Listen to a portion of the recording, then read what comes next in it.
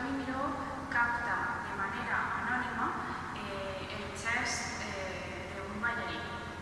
És interessant perquè forma part de la sèrie Nus i Nues, en la que Antoni Miró ens mostra